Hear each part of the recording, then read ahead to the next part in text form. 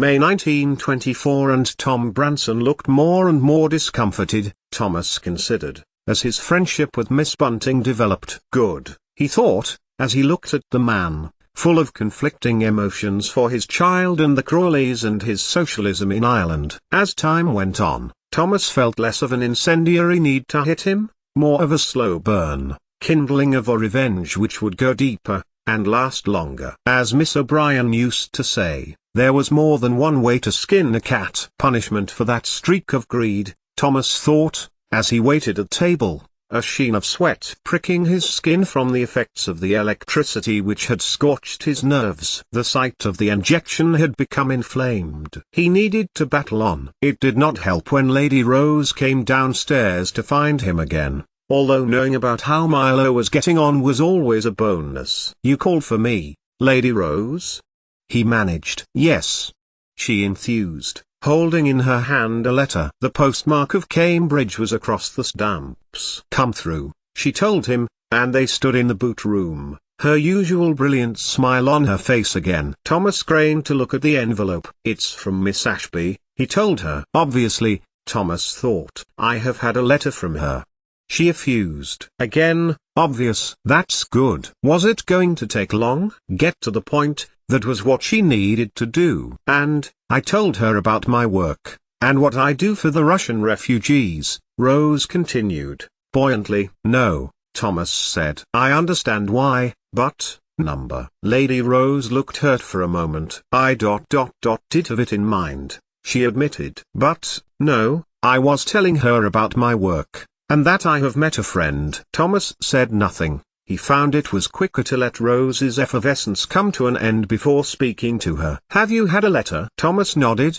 for she had not specified from Milo. He had had no letter from Milo. What letter he had received was to do with the payment of the money for his treatment. The bank, having released the funds, had set up a debt to his name, for the Marconi money was, indeed, no longer there, and he could not pay it. "I told her how Cousin Violet and Mrs. Crawley came to visit the refugees, and Atticus, that is, Mr. Aldridge, and the meeting with Prince Kuragin," she enthused. "Oh golly, to think Cousin Violet knew the gentleman, and oh, how sad they all now, dispossessed as they are." That was the reason, was it? Thomas thought. Lady Violet, the Dowager, and this Russian prince. Sad because they were dispossessed. My foot. Similarly, Lady Mary, who, he had discovered, had made plans to be with Lord Gillingham. She knew what she wanted. She had made herself safe, thanks to Anna's intervention.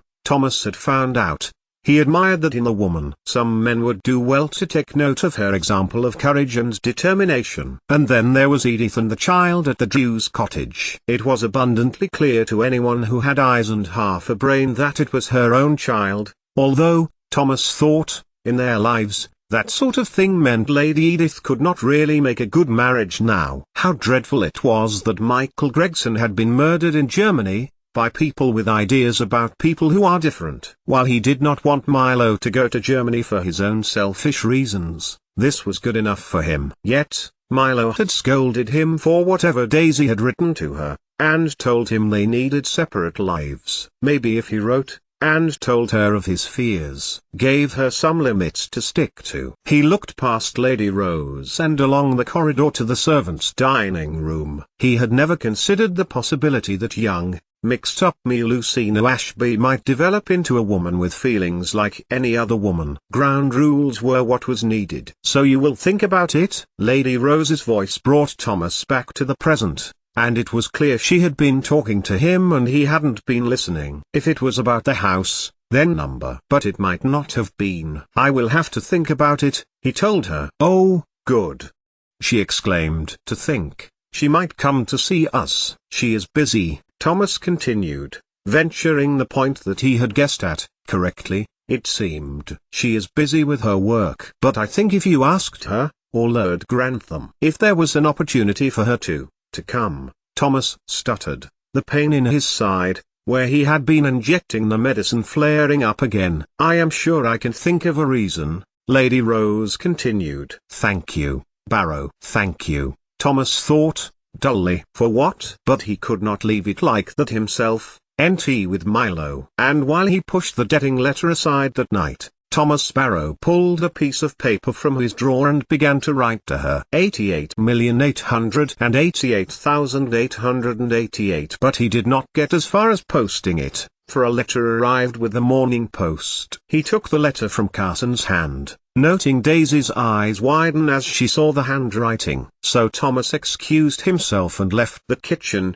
heading for the yard, striking a match and lighting a half-smoked cigarette that he pulled from behind his ear. From what she had told him, Thomas could only conclude that living our own lives did not mean no letters, and she told him about John Cockcroft's failed attempts at teaching Robert Oppenheimer how to conduct himself in the laboratory, and how they had made further progress with whatever Chadwick was going. Walton has suggested that this fission could be artificially created. He and Cockcroft talk about little else, although it's Walton who does most of the talking, and Cockcroft who does most of the writing. Thomas read, as the door opened, and one of the hall boys stepped out, collecting wood from the wood pile. He was glad that job was no longer his. How mucky it got raking out the ashes. And Blackett has tried everyone at the Cavendish now, and Oppenheimer had been through every physicist in the place. Even HB tried. HB, thought Thomas,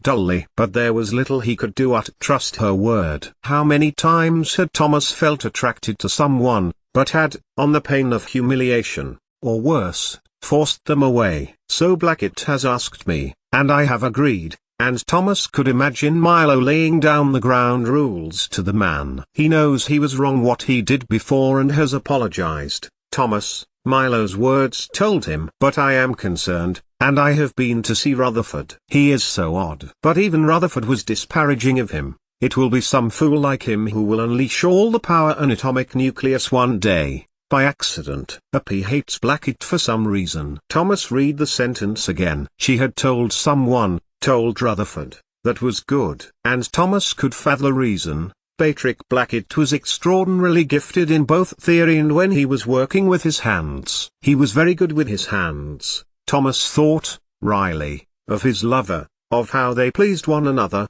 and Thomas imagined his lover, tall, slim, beautifully balanced and looking better dressed than anyone, face alive with intelligence, modesty and friendliness. Like Thomas, Blackett did not suffer fools gladly. And it was with Milo's words in his head that Thomas was called to receive a telephone call 3 days later. It was Chadwick equals, and his heart grew cold as his mind recalled the last time he had had to take an urgent phone call from the Cavendish laboratory. Ashby is fine, but shaken, Chadwick told him. We all are shaken, he added. Is there a possibility you may take some leave to be with her? Thomas winced as his injection site, now inflamed and pus-filled, pressed against his shirt. Miss Baxter had discovered him in the bathroom, and he had not put up much of a resistance, instead showing her what he was doing while recovering enough strength to shoo her out. I will request leave, Thomas told him, and cable you the reply. I venture his lordship will grant permission. And his heart rose,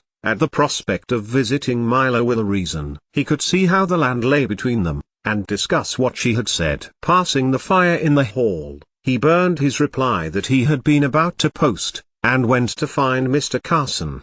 Dr. Chadwick has asked whether I could come to be with her, for support as a neutral in the interview, so to speak, Thomas began, having been granted an audience. Lord Grantham rose from his chair at his desk and stood before Thomas. Carson was standing beside Thomas, scowling at the situation. But there was nothing he could do about it if his lordship agreed, and he would choose his words carefully to get what he needed, making a mental note to be generous to Daisy and teach her. Now she had proved she was receptive to being taught, about their value and the power in choice and interval of use. An interview? Robert Crawley asked, at a police station? Thomas shook his head. It may become a police matter, Thomas replied. Dr. Chadwick assures me Lucino is not involved in any way to the incident, but is needed to give a witness account. He broke off, his best theatricality coming to the fore, as he inhaled wearily and put his hand to his mouth for a moment. My concern is for my wife, sir. Professor Rutherford would have only have sanctioned a call if it was absolutely necessary, and, if you remember, last time, he broke off, the pain above his hip shooting around his body. Lord Grantham, however, took it as his under-butler's recalling of the time the professor had called to report that Milo was missing. "You must go, of course you must," Lord Grantham told him. "How long should it take?" 1-2 days at the most. "Be back by Friday. We have the county dinner then." "Carson?" Mr. Carson raised a caterpillar of an eyebrow. "My lord, we are short-staffed as we are." Thomas said nothing, rather just lowered his head. "Have help hired. That young man who helped us at Grantham House last summer, what was his name?" Lord Grantham put a hand to his head,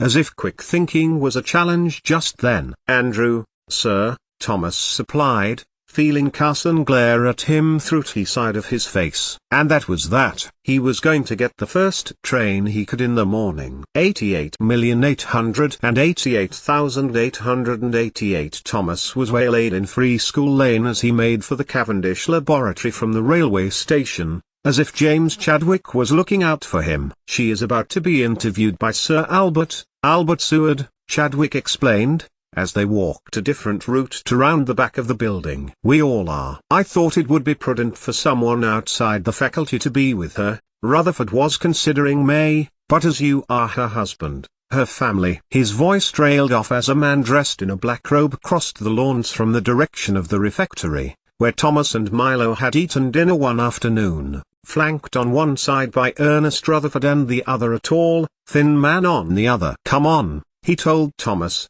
stepping to a door and holding it open for him. "Interviewed about what?" Thomas asked him, but Chadwick nodded towards his office, as the group of men entered through the front door. Thomas followed him and he closed the door. By the window a figure stood, looking out of it, looking small in her black dress and coat. It was Milo. Thomas looked over the reverse of her slight form and then back to Chadwick. "You will see," Chadwick told him, and Milo turned. "It could be a police matter," he added. "It was nearly murder," Milo murmured. She did not move from the window, but stood still, her voice hollow, her face pale. "Abbey." And then she put her hand to her mouth. Chadwick took a couple of steps to her and placed a hand on her shoulder. "Doctors Seward and Shipley are on their way over with Rutherford." There was a bang next door. "Here with Rutherford, I expect," Chadwick added. "The Vice-Chancellor and former Vice-Chancellor," he went on, glancing to Thomas. "Now," he put his hand to her back and guided her over to the chair opposite his desk, gesturing for her to sit down. She gave an uncertain look to Thomas, then sat. He stood beside her and put a hand gently to her shoulder. "They just want you to be honest, Ashby," Chadwick advised her, sitting in his own chair. "They just want you to tell them what it is you found, what it is that happened." "And Oppenheimer?" Thomas was asking this of Chadwick. James Chadwick looked up to him. "He was on holiday, in Corsica," he told Thomas. "With friends." Francis Ferguson was one, from Oxford University. Professor Rutherford thought it prudent he offered Mr. Oppenheimer some time away after the blazing row he had with Blackett. Milo put her hand to her mouth again. But there was a knock on the door. Chadwick got up and opened it. In front of Rutherford 2 older men, presumably Seward and Shipley, stood behind it. Shipley removed his bowler hat. "There are more than enough people in your office, Chadwick," Rutherford told him, glancing at them all. "I would not like to make critical mass." And with that, he closed the office door, and strode to his own, the door slamming seconds later. "Bad business," said Dr. Seward, nodding to Milo as he came in. Milo made to get to her feet but he waved her back down. Sit, Miss Ashby," he told her, and Chadwick drew another chair up beside his own, so both men, holding the highest authority at Cambridge, could sit behind his desk. "I understand it was you who found the apple?" Choking a little, Milo nodded. "It was after his argument with Blackett," Milo told them, and Shipley, the older of the 2 men, produced a stiff board of paper,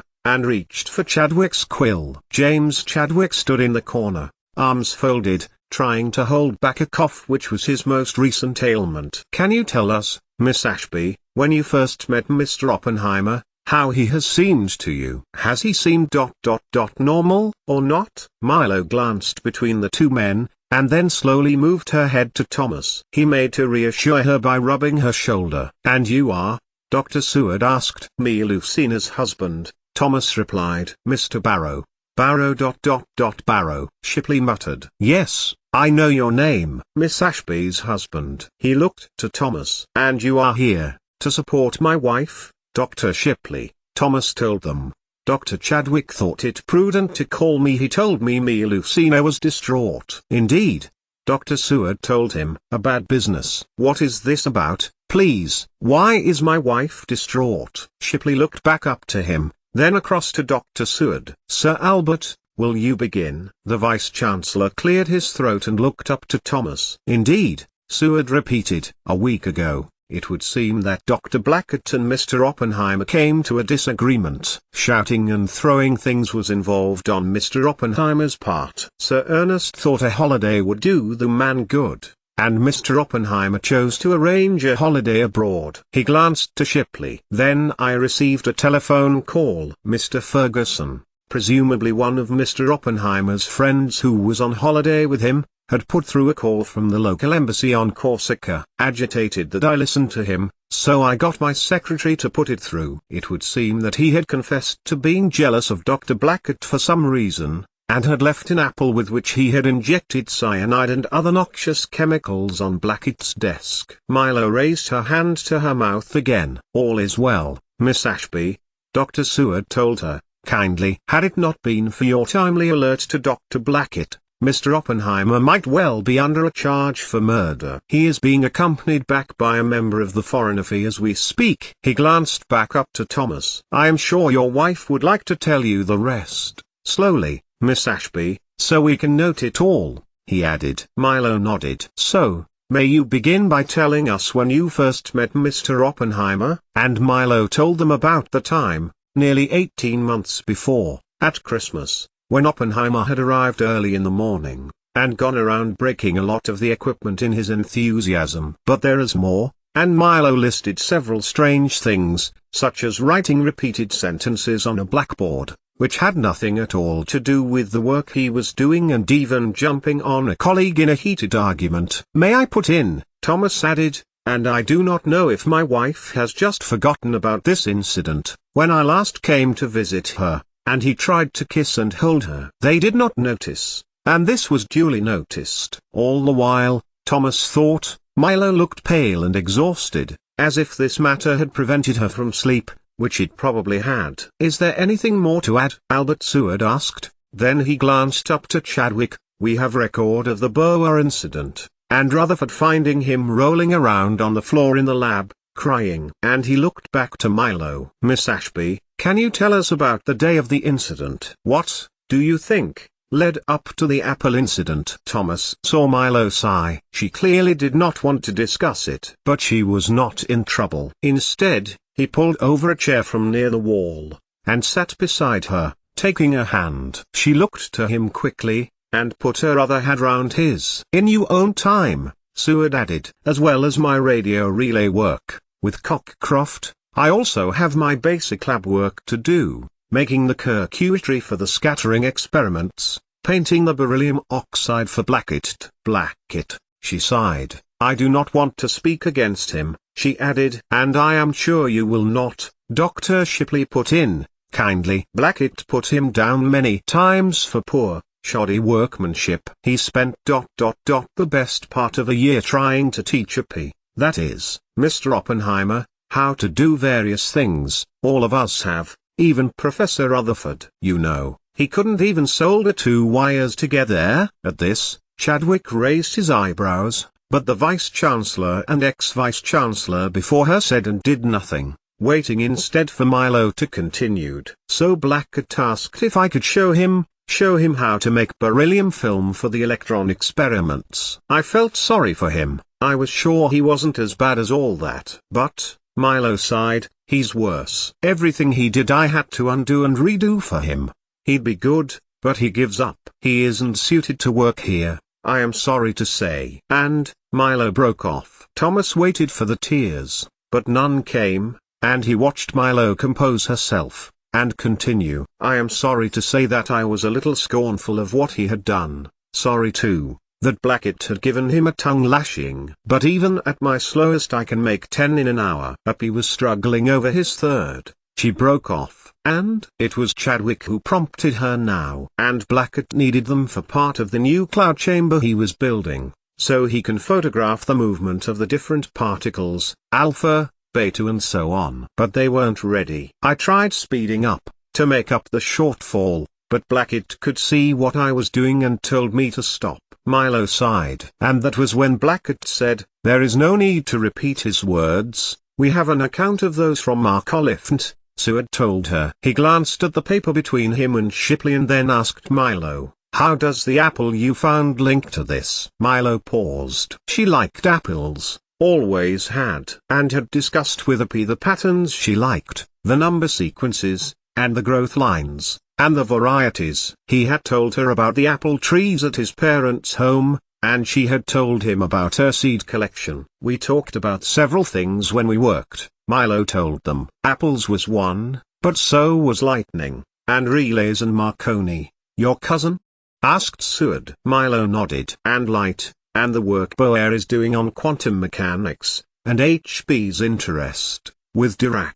HB. Werner Heisenberg, over in the mathematics department," Chadwick clarified. "He and Dirac regularly convene with Jeffries. But, of course he is a physicist." "Indeed," Seward nodded. "And so to the apples, Miss Ashby." And, as Thomas stood beside her, Milo told the Vice-Chancellor that she had been interested in apples since chauffeur, Taylor, had given her a rattler from one of his trees, and she took from her pocket her carefully labeled and dated samples. Seward, a botanist, murmured with approval. "Then I would have you come over with me to the Marshall Ward building, and speak to Dansley. He has done a great deal of work on taxonomy, and is on the brink of the discovery of heritable features. The nucleus is important in his line of work, Chadwick, as it is in yours," he added. Chadwick gave a small smile. "So, we spoke to him about apples," Milo continued, reaching into her pocket and placing the folded paper packet on the desk. "You see, when I was at Downton,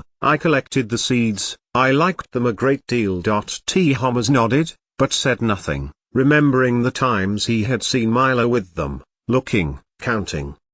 "And I told Oppenheimer about the fact I liked them, their patterns, the number of seeds, varieties, and so on. And he said he liked them too. He liked that they appeared in crucial times in the history of mankind, from the Garden of Eden, to the Last Supper, even the Brothers Grimm story of Snow White. Ugliness, beauty, temptation, and death, he told me. And so he took to bringing apples to the laboratory, and placing them in various places." I laughed, Milo admitted. "He put one in the store cupboard, and in the hand of the Fugarian in the front hall of Britannia, one in my coat pocket that I found on the way home one day, and then one day, after the fearsome row he and Blackett had, put one on his desk. I thought nothing of it." "Neither did Blackett, until he took it from his desk," Chadwick put in, grimly. "Then he saw the varnish from his desk had been eaten away, the wood turned green." Thomas looked across to Milo, whose face had turned even paler. "Milo," he murmured. Seward and Shipley, who had been writing, both looked to her, as she drew a hand to her mouth. "He nearly ate that apple." Milo managed the words seemingly stuck in her throat, and she looked in horror between the two men and then back to Chadwick. "What if dash?" "But he didn't," Thomas soothed, and he looked across to the two academics. "And he is coming back from his holiday?" "Mr. Oppenheimer?" "He is," Chadwick confirmed. And it is only Mr. Ferguson's timely telephone call which prevented Blackett from eating it. And Milo began to cry, turning away, big hearty sobs, as Thomas drew her to him, and Chadwick strode to the door, making to open it. But Dr. Shipley waved his hand towards him. "Fear not, Miss Ashby," Dr. Seward told her. "You did nothing wrong." He glanced to Thomas. "She had had a shock, Mr. Barrow. So I would like you to stay with her for the rest of the afternoon." "But," he added, "Ashby, we expect you to be here, bright and early as ever you are tomorrow." "Blackett expects it, Chadwick expects it. Professor Rutherford also expects it," he added. Milo looked back to him. "Yes, sir, she told the Vice-Chancellor. "And I look forward to when we can visit the botany department."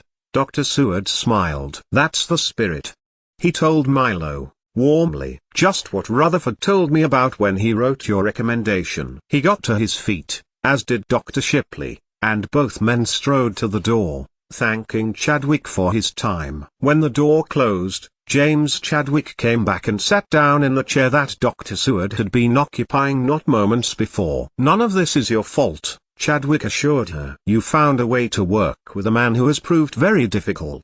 "But I encouraged him," Milo told him. "He seemed to liven up. A weight on his very spirit seemed to shift when he spoke of places to leave the apples." She put her hand to her mouth. "I ate the one he put in my pocket.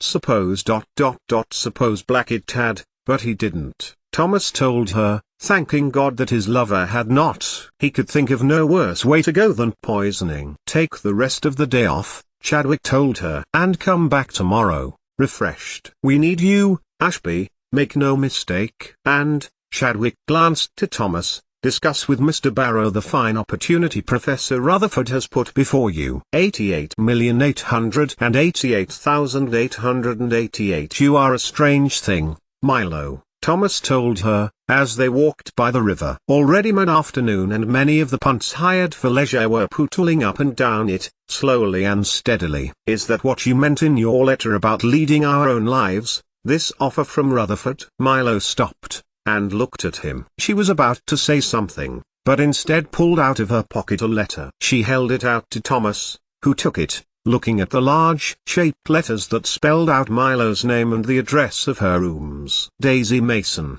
thought Thomas. "What was it you said?" "A lot." Thomas soon saw. A lot about being her friend, and if she were her friend she would come to Downton, as Thomas had told her. A genuine, well-meaning clumsy letter. "The fact is, I do want to go," Milo told him. And then, as he handed her back Daisy's letter, pulled out a packet from her pocket. "What's this?"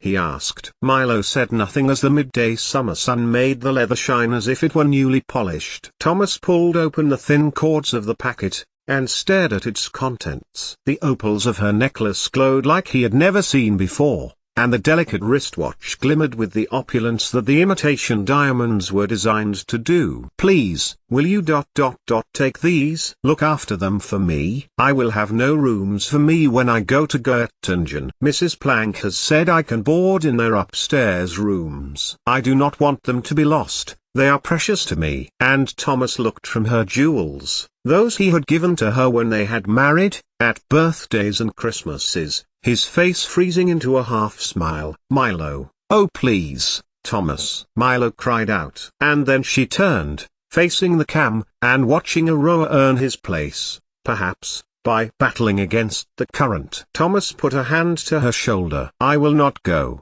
if you say I must not. I will never get this opportunity again. To meet Haber, Planck, Meitner. Max Born, Hansboth, Geiger, again. And Boer, down from Copenhagen. And Dirac has been invited. Let me think on it, Milo," Thomas told her, and she turned back to him. "I am glad Oppenheimer found some measure of amusement, he must have been desperately sad every day." Milo nodded. "And Dirac has been invited," his brain repeated Milo's words. "That means Heisenberg will be going back, too. I feel so sorry for him," she added. "Blackett has told Seward he will under no circumstances press personal charges against him. It's up to the Vice-Chancellor what will happen, however. I wonder if he will go back to America now." "So," Milo added, changing the subject, "do you and Prue wish me to come back to Downton before or after Göttingen? Rutherford has rather cleverly chosen the date to be next spring, and I will be 21 by then." "Then you don't need to ask me," Thomas told her. "And you never needed to. You are your own person, Milo. Conduct yourself in whatever way you see fit. I'll support you, I always have." And Milo stopped walking and turned to him, looking into his grey eyes, looking for a sparkle of anything which did not match the words she had just heard. "Because, Rutherford is going back to New Zealand next year and, well, Göttingen would just be for a few months, and," but Thomas reached for her hands. "You must go, Milo. he reiterated. "And of course I will look after your precious possessions. Although, your lavalier is not here." Milo smiled, and withdrew a hand back, touching her throat. "It's because I use it every day, Thomas," she told him. And then she took his hand back, and stepped closer to him, the man who was her husband, the man who loved other men, but also cared about her. She stood on tiptoe and landed a kiss on his cheek. "But Downton," she told him. "Not yet. One day, to set things right, but not yet." Thomas smiled. So he just needed to keep Prue in the country,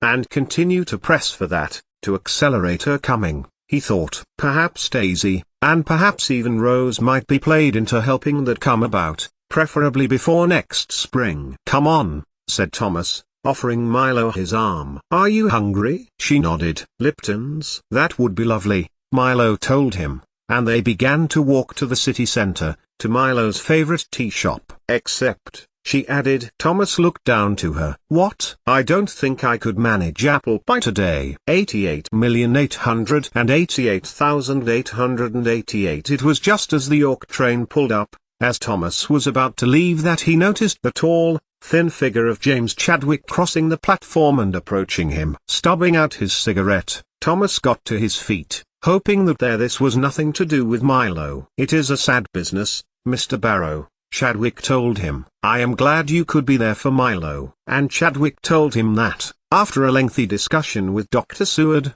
his father and the Vice-Chancellor had agreed on a course of psychiatric treatment. Dr. Planck, from the Kaiser Wilhelm Institute, has been in touch with Professor, and offered 3 places for students from the Cavendish. Friss, of course, as his aunt already works there, Milo has told me, Thomas said. "Elise Meitner?" "Yes," Chadwick agreed. "You have a good memory." "A second has not yet been decided,"